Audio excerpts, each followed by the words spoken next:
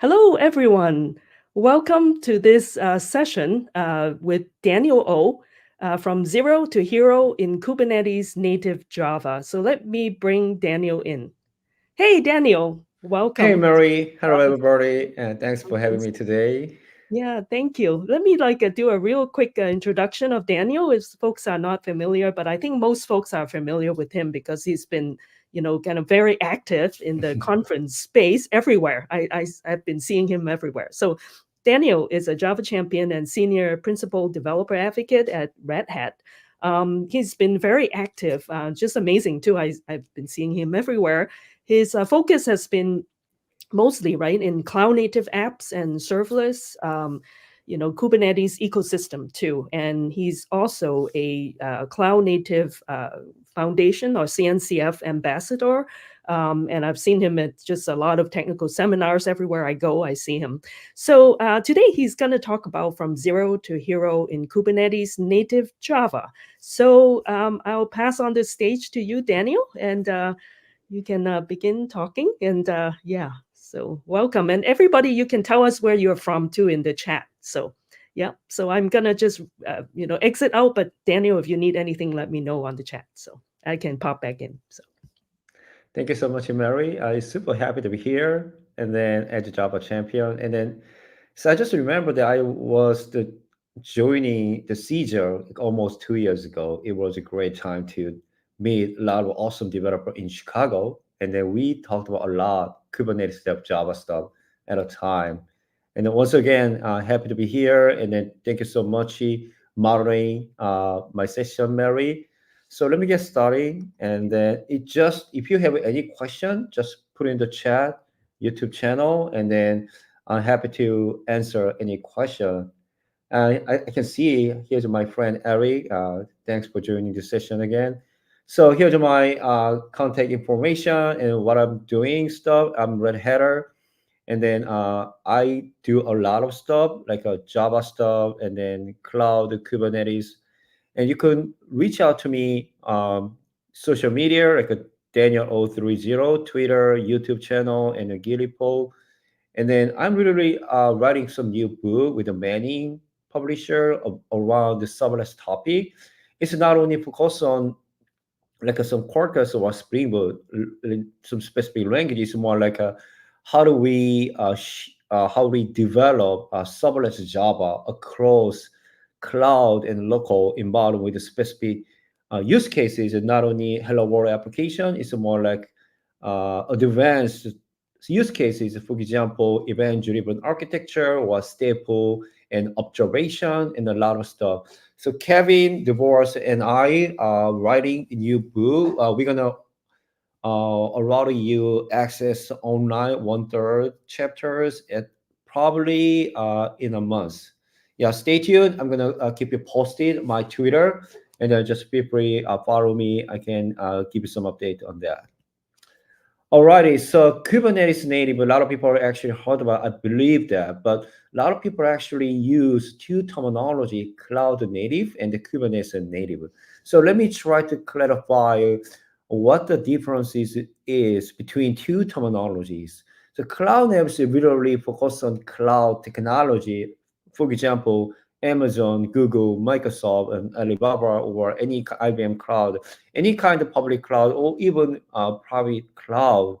Whenever you deploy your application on top of the cloud computing foundation or computing system, you could say my application like more cloud native. But as long as you're going to deploy application cloud, you need to try to use existing cloud services rather than implement all business capability or feature by your own self.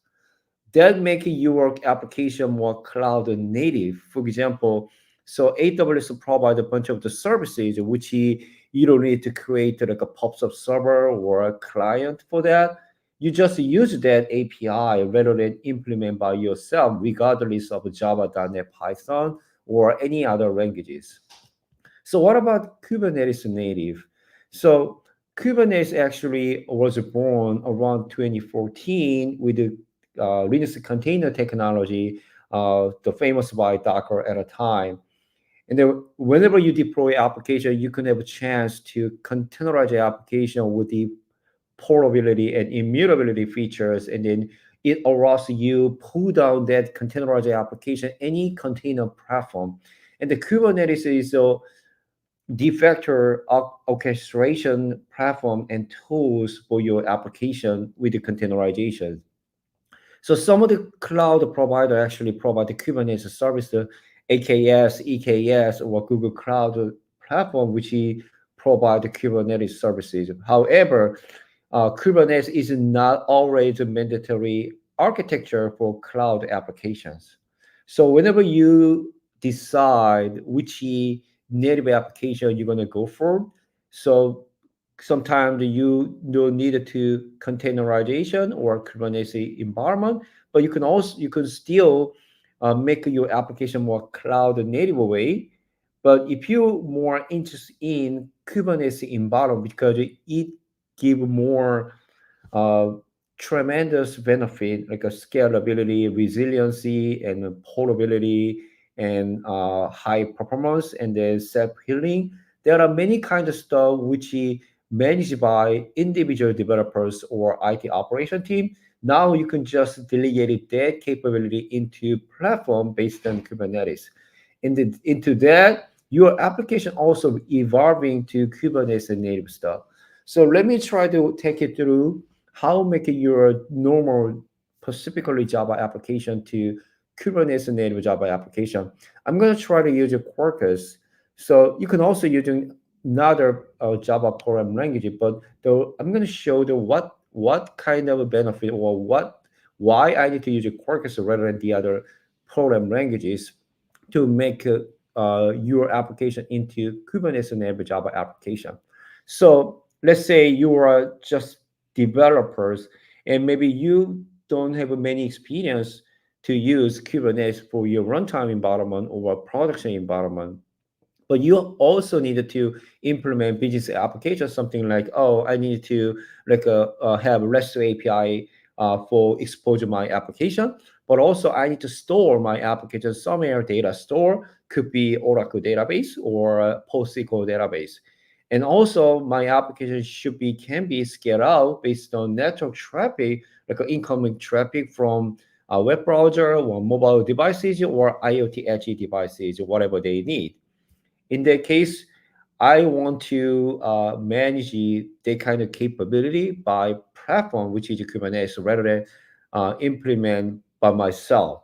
So, for example, uh, like maybe two other factor, you need to externalize your configuration from your application into some of the external server, which is, for example, good example like a Spring Config server, which is a well-known uh, configuration method how to externalize your application configuration to external configuration server. But Kubernetes also provides a config map, which allows you to externalize your configuration, get rid of from your application, but it automatically attaches when your application deploy or scale out and in or deleted and self-healing. You don't need to care about that random event on top of the Kubernetes. The Kubernetes automatically detach your config map. Also, some of the configuration should be very sensitive information, for example, some kind of credential information, password, the token, things like that. So you don't need to expose just plain text to which anyone can recognize readily. So Kubernetes, so in order to avoid that kind of security breach, you maybe need to encoding or encrypt that sensitive data, what store some secure database, something like that. But it takes more time to implement or consume the kind of resources on your application side. If you could just to let Kubernetes secure that sensitive information, which is based on Kubernetes secret. So this all kind of stuff, you can use that and then make your application more Kubernetes native Java application. But the problem for developers, okay, how do I use that? How to integrate Kubernetes resources into my application directly? Because I don't have any experience to create YAML file or Kubernetes manifest. because I don't have enough time to learn about it, or I don't even want to figure out how that works. So this session walk you through how Java application integrate or consume directly from Kubernetes resources right away. Okay, let me try to start my presentation here. And then here, I'm gonna just spend a lot of time live demo today, next almost 45 minutes. Okay, so this is an empty project. Let me try to create a new Quarkus project. So if you have any experience to Quarkus, uh, you can have several ways to scale for a new Quarkus project. For example, we can go to quarkus.io, the web page, type of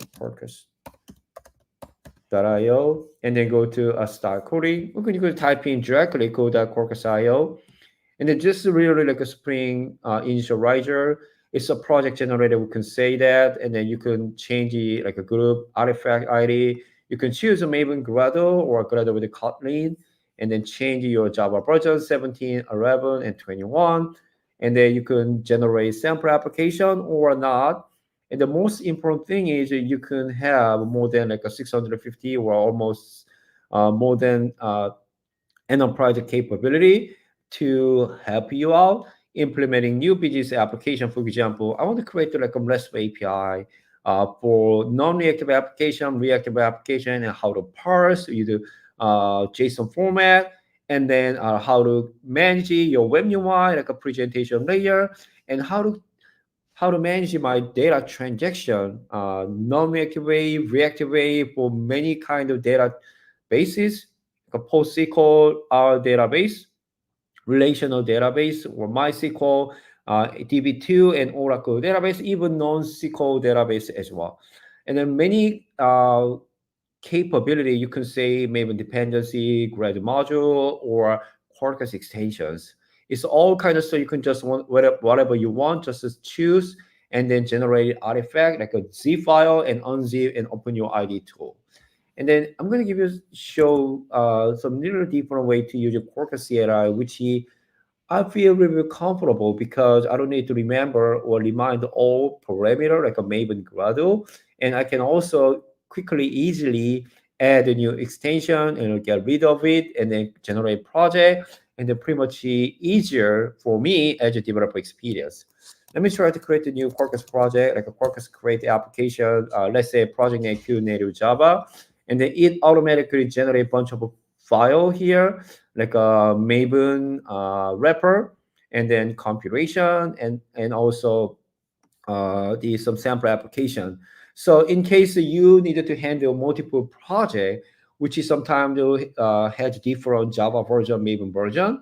So if you keep switching back to back Maven different version and the Java version, it's not easy to do that. So Maven wrapper, which is a good way to handle that kind of stuff. Let me try to use a Maven wrapper at some point during the demo. And then let me try to change the project directory and open the ID tools here. And then just to go to Palm XML, just to make sure I'm going to use Java 21 right now, and then race projects 368. And then up here, extension one Maven dependency automatically download my local file system, which is the Quarkus REST is reactive, because Quarkus was born a reactive engine based on Netty and X, which allows you develop reactive application by default, but also you can develop non-reactive application at the same time in the same classes, which is really cool. So no steep learning curve to use to run reactive programming at all. So here's some test stuff, and also there are some profile at the bottom native, which allows you generate native executable file using like a GraalVM or Mandrill, which is a downstream project by Red Hat.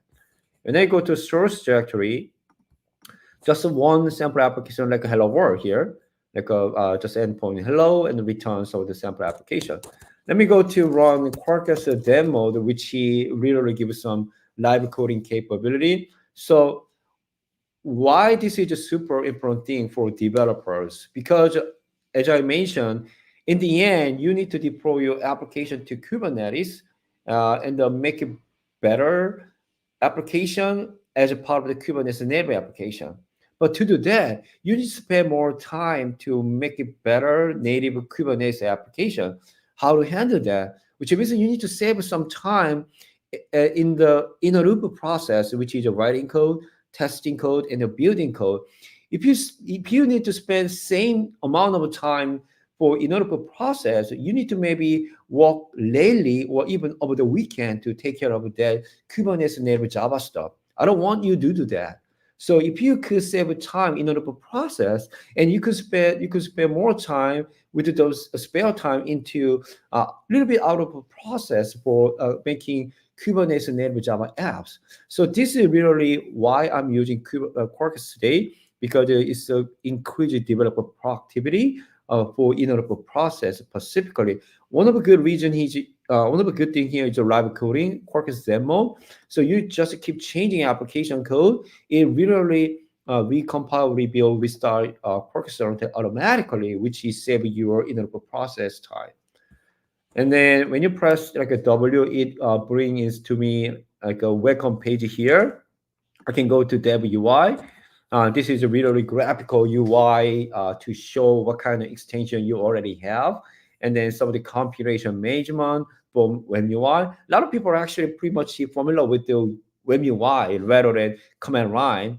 So this is just some kind of fancy way how developer more familiar with the managing their compilation, and also continual testing.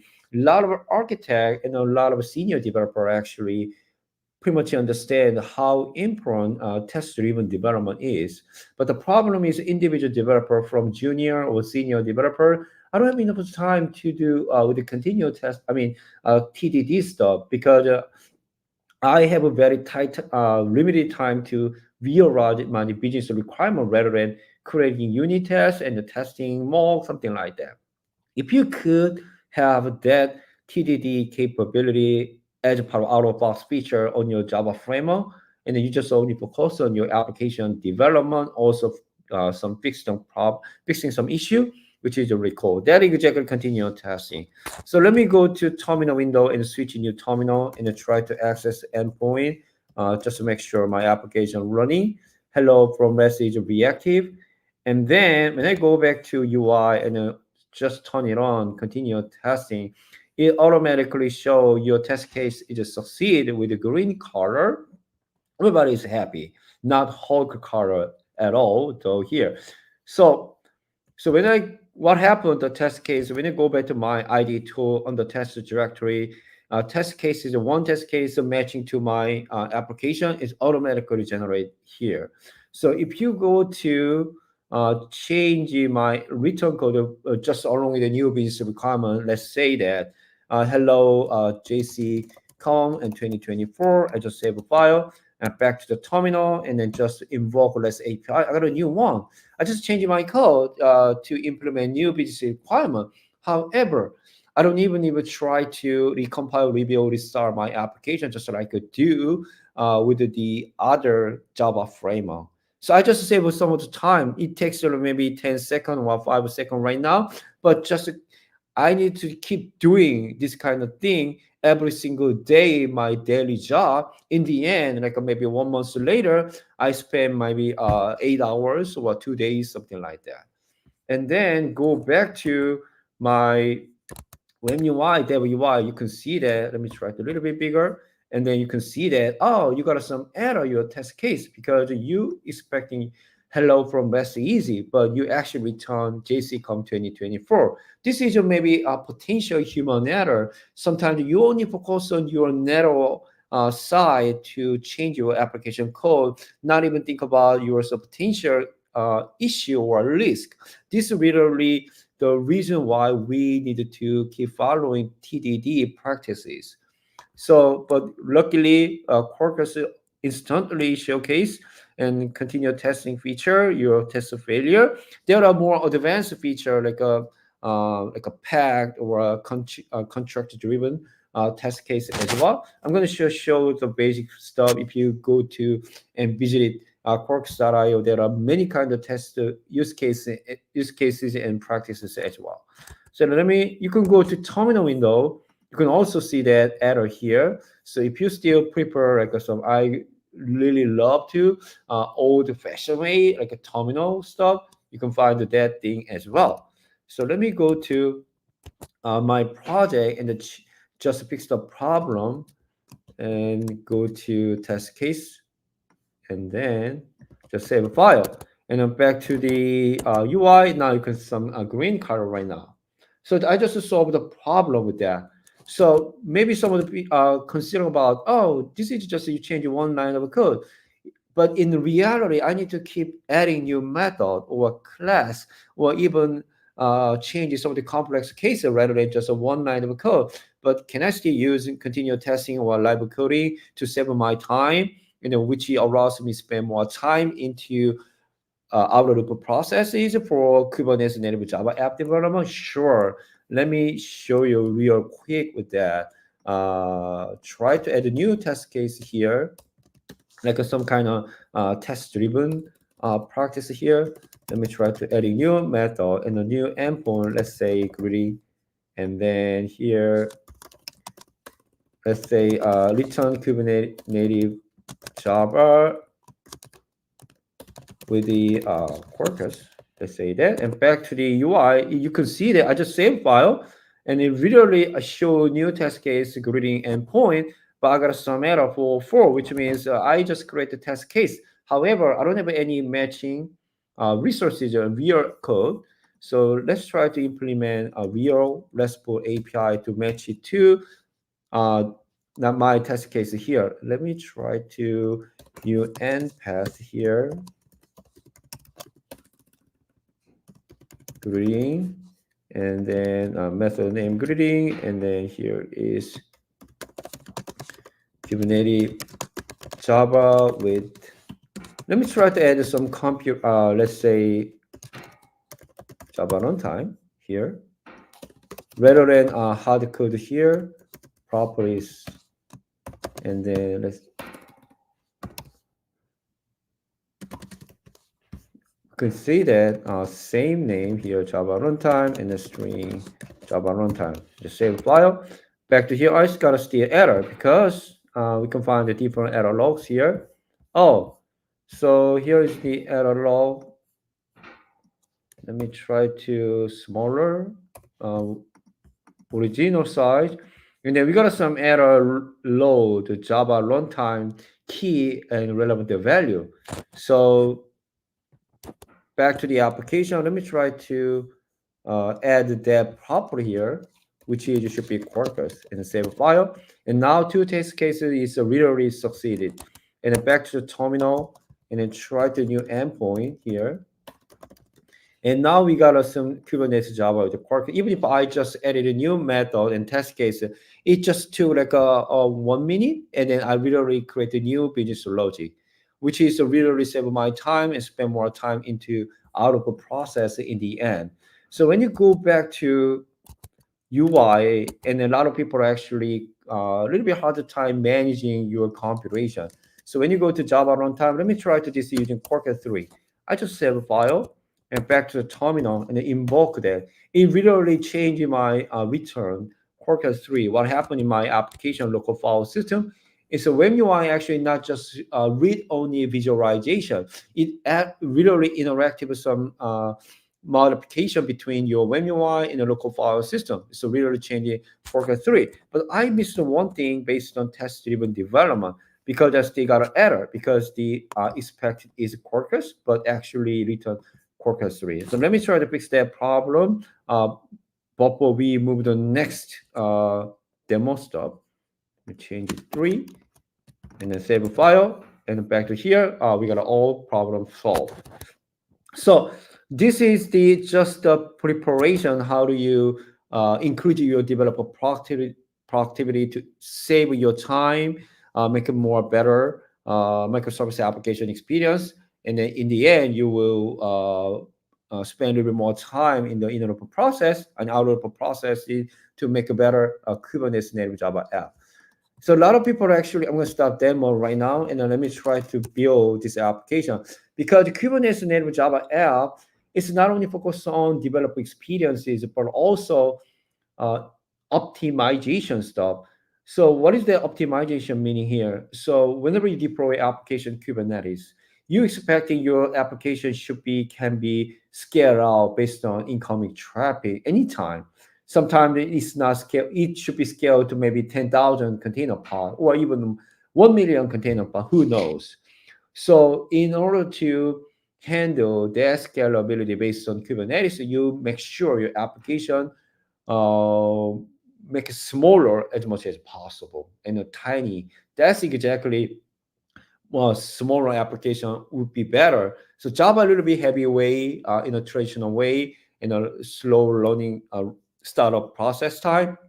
So, so Quarkus and a lot of Java framework actually put a lot of effort to make it faster and a smaller application. So let me show Quarkus how to make that happen to optimize your application, specifically Kubernetes environment. So Quarkus build, uh, which allows to create like a job file and then automatically testing. We already succeeded 2 test cases. We expected no failure here. And then, so I'm gonna run Quarkus application here. But for that, here's my activity monitor. And here's my, I have that, I mean, I actually running a lot of JVM. Let me highlight the existing JVM to distinguish new JVM. If I run the application and now the new application just run, and then it takes here 0.4 seconds, like a 461 second, which is less than half a second, which is really fast. But sometimes, yeah, my application start same to REST API 1 second. So maybe 1 second, half a second, doesn't matter for me. But your IT team, operation team, cloud team, maybe care about that because it's not just one single application. When you deploy application as a containerized and running on Kubernetes, it's not one, it's maybe 10,000 or 1 million application at some point in the future. So even slight time differences is to huge impact in the production environment. And then when you go back to activity monitor, now I have a new JVM, so 90 megabyte is a memory footprint. If I invoke REST API, make sure everything is okay, and then the memory footprint will be slightly increased, like a 1 megabyte. So totally 9291. So let me go back to application and stop it. And then once again, I'm gonna build, but in this case, the native build. So Quarkus actually was born with the native compilation at Star almost 4.5 years ago. In the meantime, it's tremendously evolving, keep optimizing native build capability. So now I'm going to use Java 21 and then GraalVM 21 C as well. And then, so if you have any experience to build application and a native build, it's more like a high consuming your memory rather than CPU utilization. You could see that kind of stuff.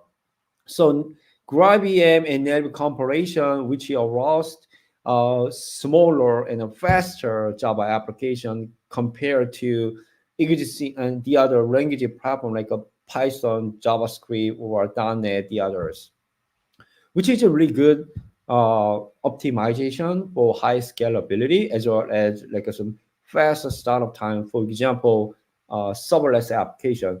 When I go to a little bit, we are some metrics result, and you can see that we just hiked almost 2.8 gigabyte memory footprint. So in the reality, as a developer, an individual developer, you don't need to build native executable all the time on your local machine because your local machine may be not enough resources to build native application because you need to run IDE, you need to open multiple web browser and a native application. So in the reality, a lot of company actually build native build as a part of the pipeline, like some Tecton or Jenkins or whatever they call. So some CI/CD pipeline, which is a good opportunity to build native executable file. However, as a developer standpoint, you also need to verify the native executable still working for application features and the functionality local machine at least at once. So when you go to target directory, you can see that the new executable runner file only 46 megabyte. It's a pretty much smaller than any other Java native executable file, image file. For example, you can do that with the same two REST API with Spring Boot. I'm pretty sure it's more than 100 megabyte with after you building native executable file. If you have a more interesting some kind of comparison of native executable native image file, Quarkus versus the other Java frame, I'm more than happy to discuss with that after this session. So let me try to run the executable file here. So now you can see that I just need to 50 milliseconds to start up. Previously 400 like a 61. It's almost like a 20 time faster startup time. But still, as an individual developer, it's not a big deal because oh, it's a 15 millisecond or 400 milliseconds. It's really super fast. Even 1 second still fast enough for me. But I'm not talking about your local environment. It's more like we're gonna end up deploying this application Kubernetes in a much more like a Kubernetes native way, smaller, faster, and try to consume some existing Kubernetes resources as many as possible. That is the why what uh, that is the older matter how to make your application more Kubernetes native apps. And then when I open up activity monitor, and now you can see that so 12 megabyte, previously 90, is almost 7 times less than memory footprint. If I just invoke just verification, still same return, and then it's a little bit slightly increase, like a less than 1 megabyte increasement. So, but I don't want to say you already need to build native executable native image file for your Microsoft application, even if you want to deploy Kubernetes. It depends on your use case. For example, event-driven application or serverless application or high scalability, fast startup time, uh, so mitigate your core star strategy on your serverless platform like Amazon Lambda, Google Function, or Google Azure Function and Google Cloud Function, something like that. So now I'm going to try to make this application more realistic, not just hello world like a REST API. Let me try to add some database stuff. To do that, let me try to add like some PostSQL. Not this one. Oh, okay. So I'm going to change to right directory. Okay, the project directory. I'm going to just edit it, JD's PostSQL, and then -orm for JPA implementation, and then parsing and then consuming some of the JSON format data based on Jackson. And then go back to ID tools. Let me try to add the entity Java class. So there are two different ways to implement entity class and then like a JPA stuff using Hibernate ORM on Quarkus. You can actually actively record a pattern, which is you can omit all kind of getter setter or using public descriptor. But you sometimes you want to implement separately like an entity class, also operation class like a DTO, DAO stuff. You can actually reparse pattern just like a little bit traditional or more explicitly separate two different classes implement your data transaction.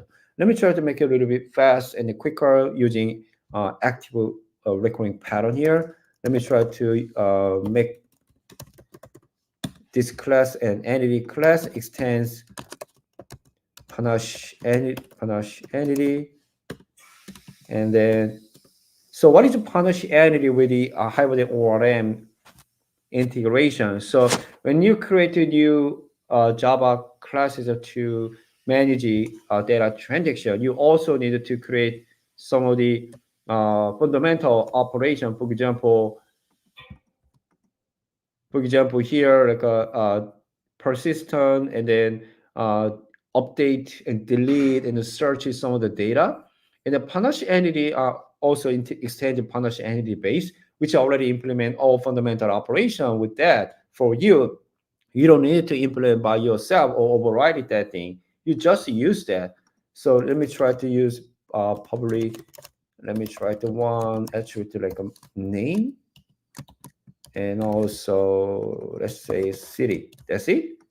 I just finished my entity, which is also I give some operation stuff here, and try to add two new REST API to access my database. For example, let's try to endpoint person, and then I'm going to return the JSON format rather than text, and then I'm going to list a bunch of the object like a person, and then let's say list all,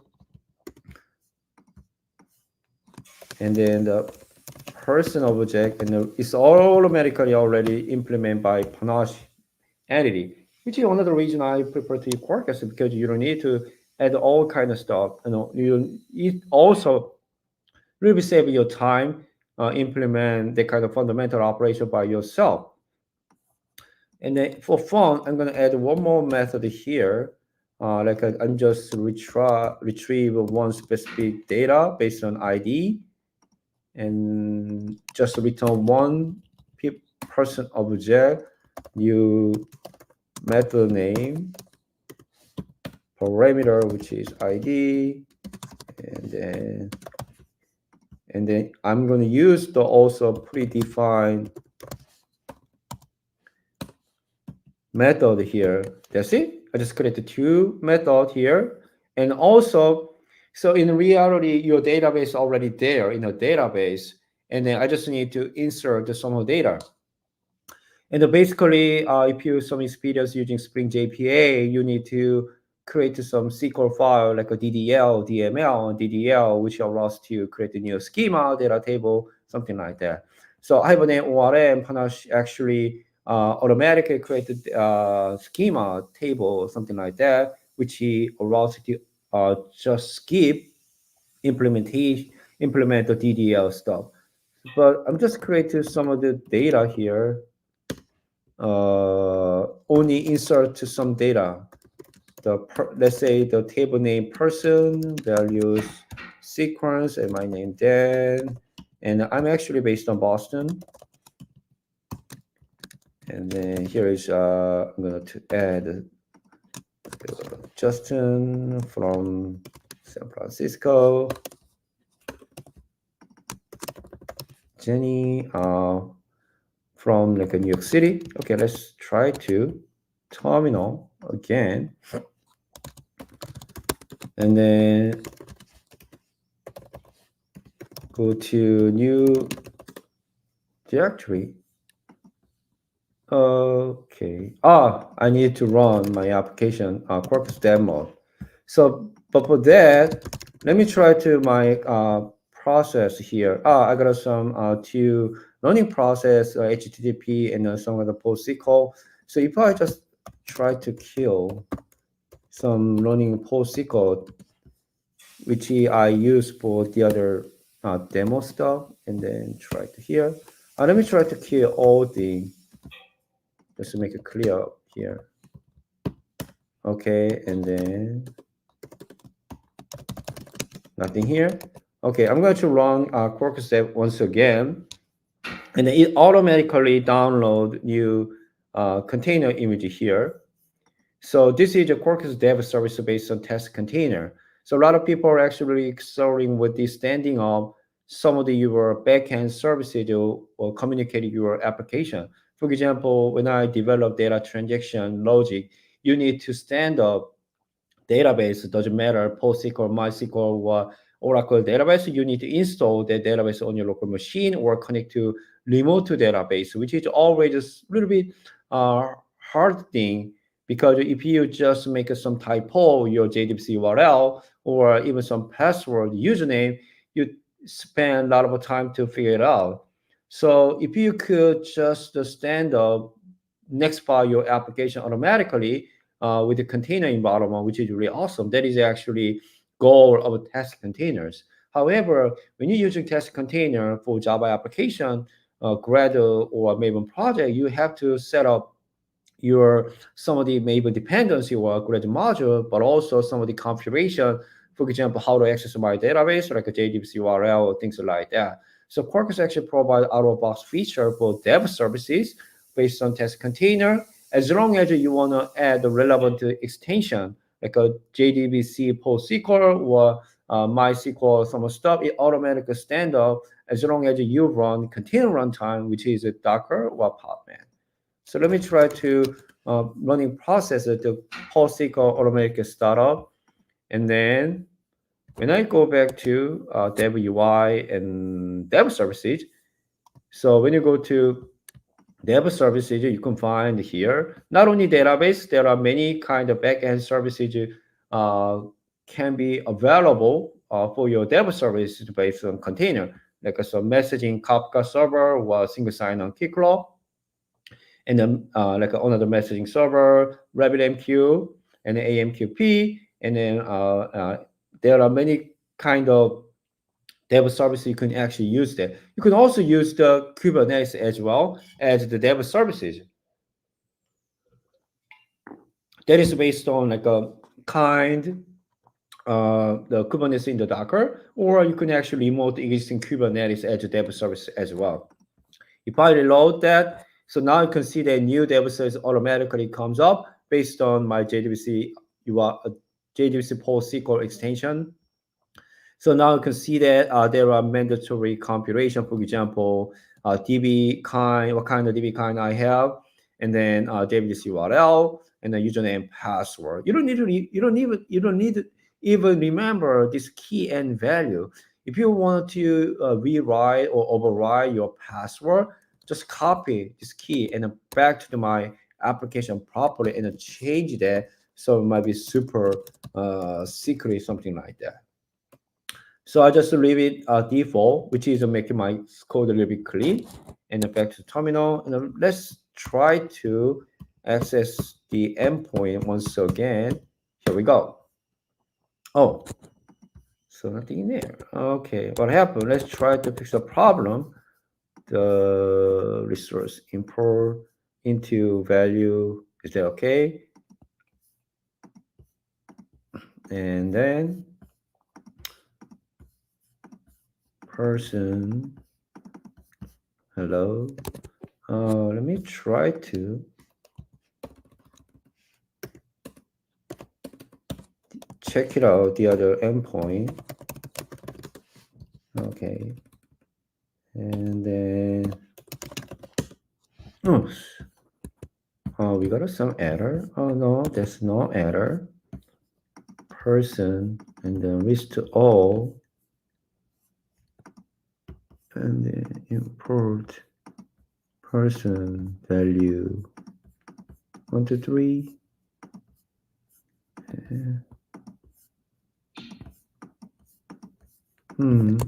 Let's review. Let me try to just rerun my application.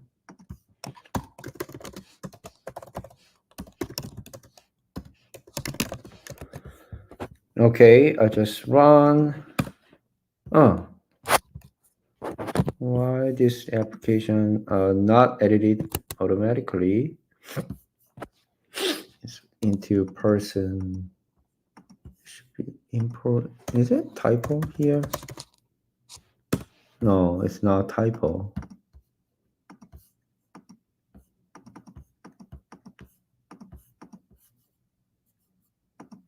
Interesting. So,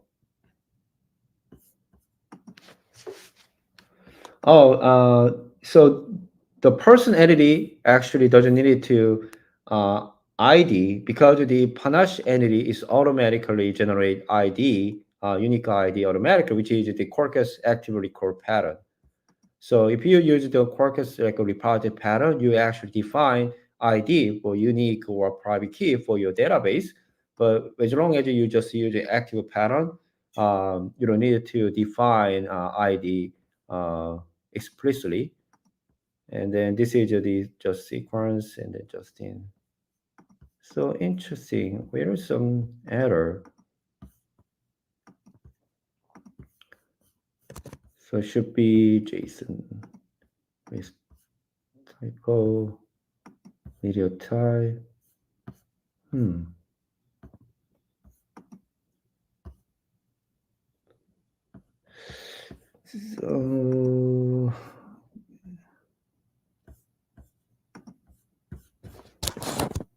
back to the application database.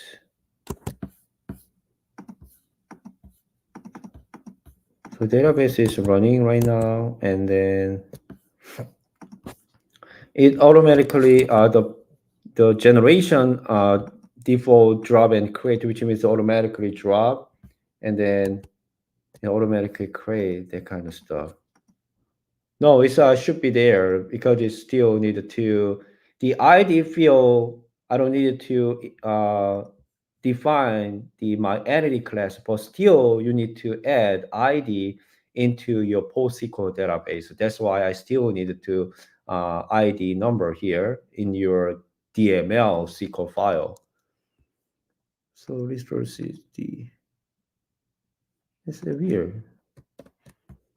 So let me try to import SQL file into parse.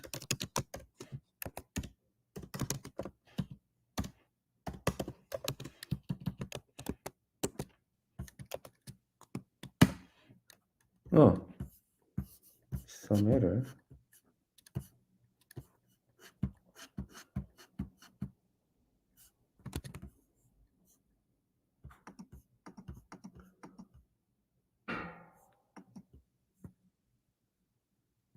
So weird.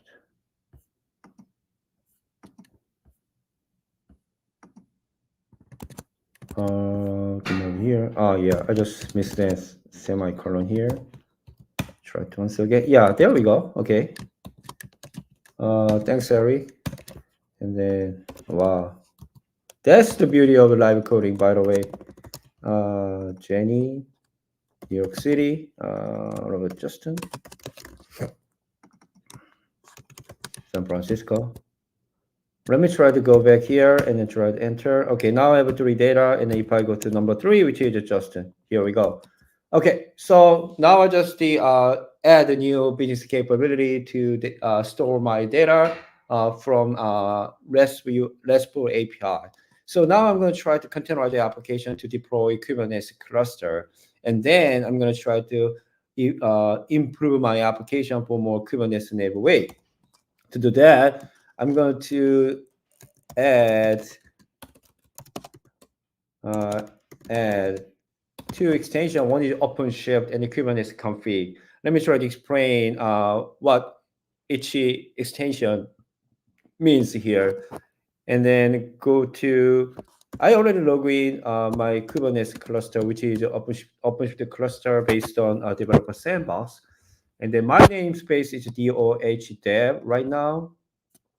And then I'm going to go to web browser. Here's my empty project namespace, DOH and nothing in there. And then go to project.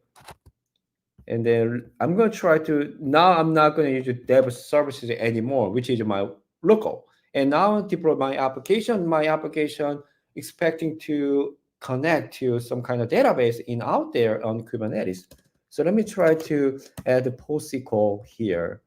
Let's say database name person, which is a same thing is unit entity name. And I'm going to try to drop and create. And this is all production compilation, not dev environment. And I'm going to load the script file, which is import SQL. And I also needed to Kubernetes deploy, which is the true, because I'm going to deploy this application Kubernetes. And then deployment target, OpenShift, which can be Kubernetes or Knative for serverless application. And then I'm going to automatically export the route URL, like fqdn, based on OpenShift HA proxy. It's a similar thing, Nginx, Ingress, your vanilla Kubernetes stuff. And then which OpenShift actually using self-certificate for TLS termination. And so I'm going to make sure it's okay. Okay, save file. and then back to the terminal. And then I'm going to try to use Maven wrapper at this moment. Maven wrapper, let's clean, install, and I'm going to skip unit test. Will be make it faster. Okay, so when you packaging application, it automatically creates some Kubernetes directory here, just like here. It automatically creates a bunch of the Kubernetes YAML, which you don't need to spend time to create Kubernetes manifesto, like a YAML stuff. What kind of manifesto I want to create for deploy my application, like a service account, build configuration, or deployment strategy. It automatically generated based on your application properly. So it also save you a whole time to make it available, make it have some better chance to develop your Kubernetes Java application. So here is my application. It's going here. Oh, I got some weird error between my local and the remote Kubernetes cluster. So let me try to create a new database first here. PostSQL. So let's say the same thing, person and the username user and the password for secret. And then create a new one. And then make sure this is a PostSQL.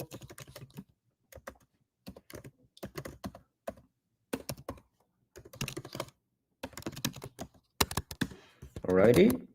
Let me try go back to here. And then let me try to maybe packaging stuff. It doesn't matter, but sometimes someone has some like some security termination error between my local and the remote Kubernetes cluster. So that's I got some error. I recently found that error yesterday. So hopefully this is gonna be work this time. Okay, the same error here. Weird. Let me try to target directory.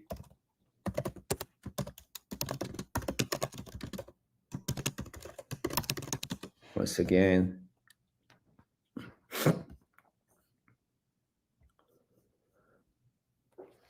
So this Maven command line actually packaging application and a containerized application and deploy to Kubernetes automatically. Feel something error. So this is a not application fault. It's some kind of between weird. So let me try to add one more thing, like try to build default methodology. This is a literally source to image build strategy from OpenShift container platform. So I'm going to try to use like a Docker container build strategy, like a OpenShift build strategy, which is Docker. Let me try to do that. Once again,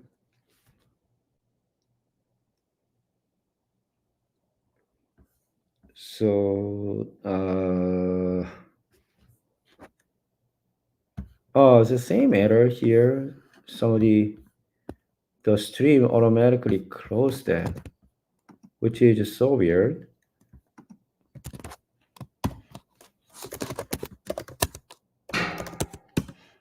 So try one more time.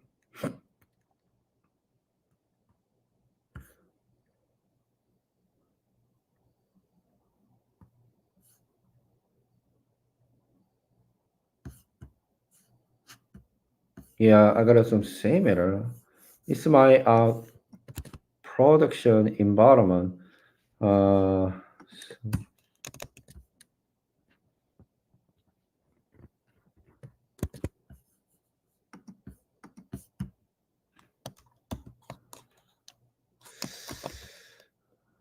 so weird.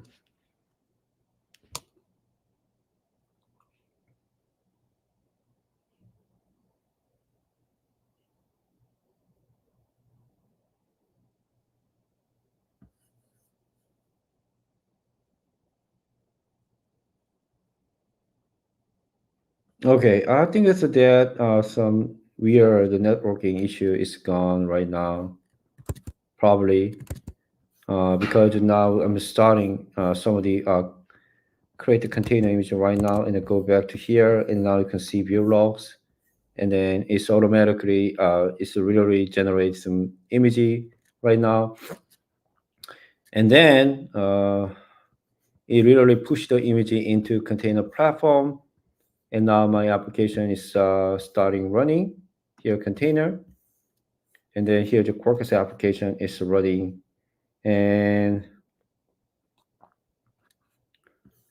should be a few more seconds to start up. Hmm.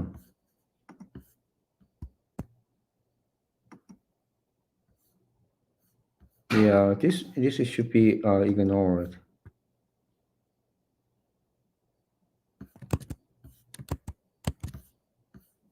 Kind. Oh, I think this is the wrong reactive way. Oh, it should be data source. Yeah, it should be not reactive way, but it actually, I don't think we use the reactive stuff here.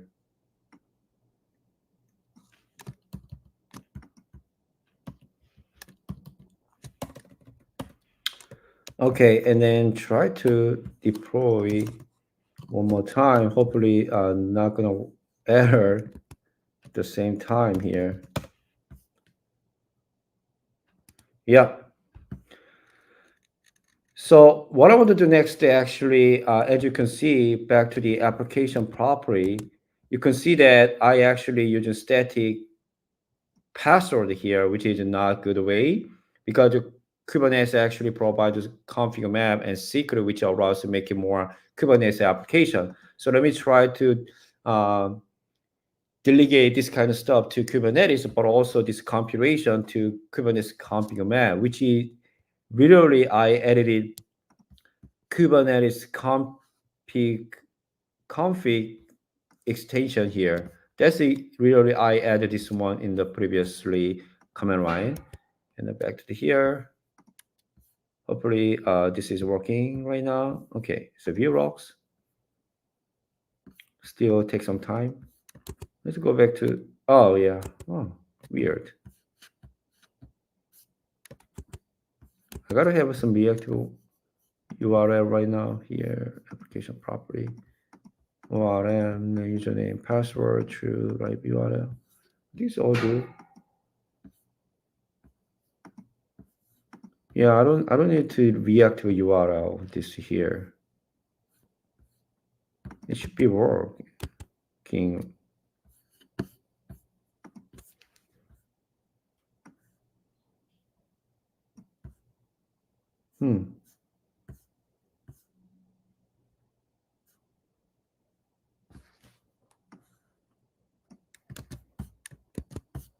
That's, I don't use the reactive JDBC here. And you go back to Farm XML. Yeah, it's not reactive one, just the relational database here. Why is it coming to? Yeah, maybe it's not redeploy. Maybe I got some error here. Oh yeah, I got some error here. It's the same error, which means it's not deployed. Okay, let me try to one last chance to add like cube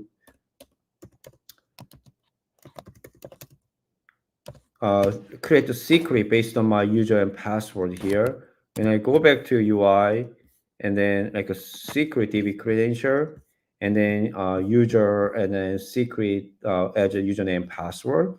You can also create a config map. For example, let's say my config, and then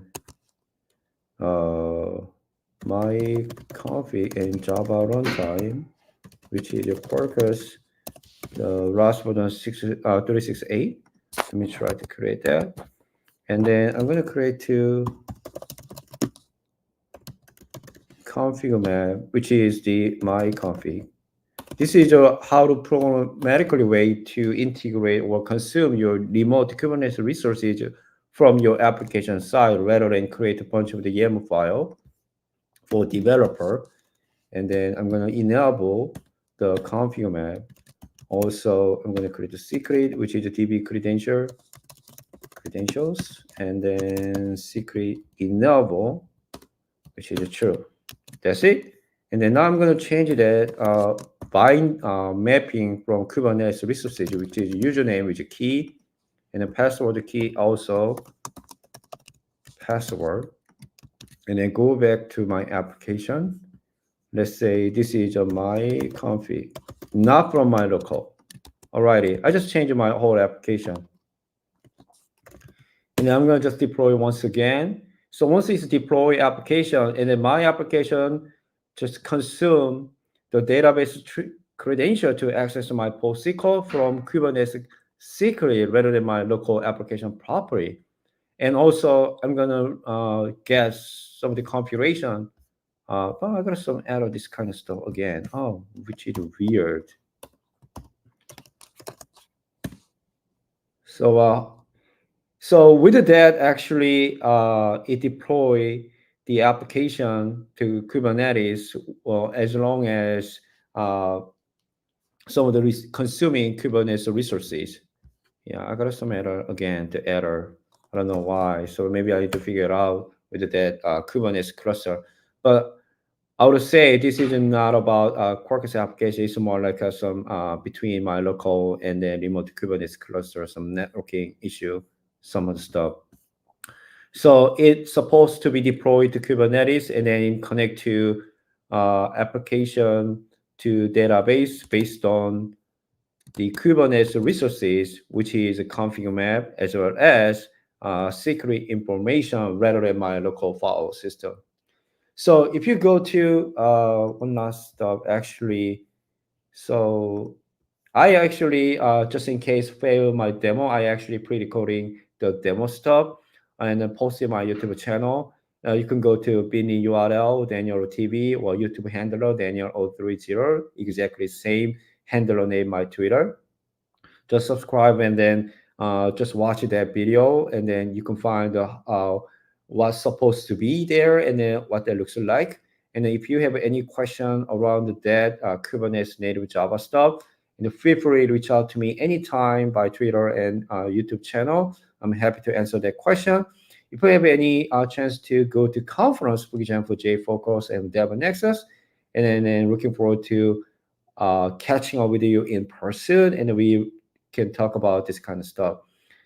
That's it. That's all I have, and I'm sorry for that. Some like a unexpected error between my networking stuff, and I'm gonna hand it over back to Mary. Yeah, no worries. Thank you so much, Daniel. And I didn't want to interrupt. I think there were conversations too, like, between, I think Eric's been like contributing a lot to the conversation. So thank you, Eric. And then I think there's also Yeah, thank you so much, Eric. Yeah, you're the best, Antonio, man. Imo, and Vincent, and everybody. So yeah, it's like kind of like a community effort, and it's always kind of very brave to do live coding at a session. Right. So Daniel, yeah, hats off to you. So yeah, and let's see. I was kind of looking through the chat, but I do not see any questions. So are there any questions? And I know to the other new, subsequent sessions are already started. But folks, if you want to ask some questions, you're welcome to ask it now before we end this stream. And let me kind of take a look. Can you see anything, Daniel? I don't see any questions. Right? It was just Right. most of Yeah. the conversations. Yeah.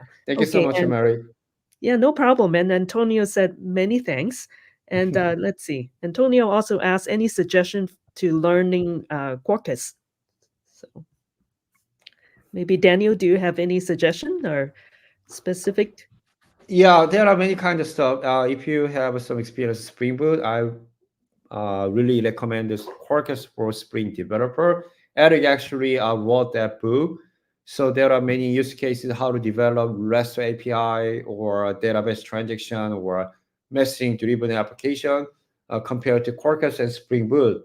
So if you have experience with Spring Boot, it's pretty much easier to understand Quarkus feature and API, how to develop that known use cases. You can download that book from developers at redhat.com for free. Yeah, you can actually search it on Google.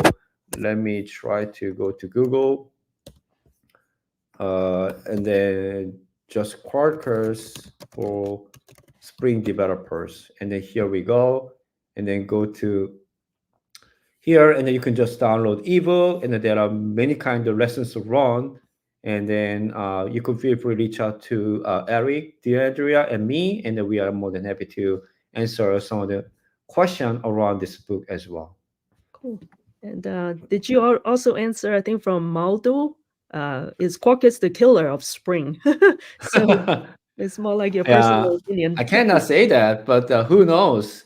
Yeah, so yeah, Quarkus actually was born after the brand new like a cloud technology, Kubernetes, and then like a container, which we are design Quarkus pretty much focus on that new shift rather than traditional runtimes. So as long as you more spend time with the Kubernetes or smaller and microservice serverless or event-driven application, and the more developer experience and productivity, yeah, Quarkus could be killer for any other Java frameworks. But I cannot say yes, but I hope so. Yeah. So it's very cool. Yeah. Thank you. And I think, let's see, I think Antonio also says, great for me as a Spring Boot dev. I will download the book. Many thanks. So thank you. I guess there are no more questions for now, but we all know how to get a hold of Daniel if you have more questions. So thank you so much again. And also thank you to Eric, DeAndrea, and very nice My man. like working closely together. Thank you. Yeah, it's amazing. Thank you. Okay. All right. Bye. Thank you for joining the session, and join the other more sessions coming up too for the J Champions conference. So goodbye. Yeah. Thank you, everybody.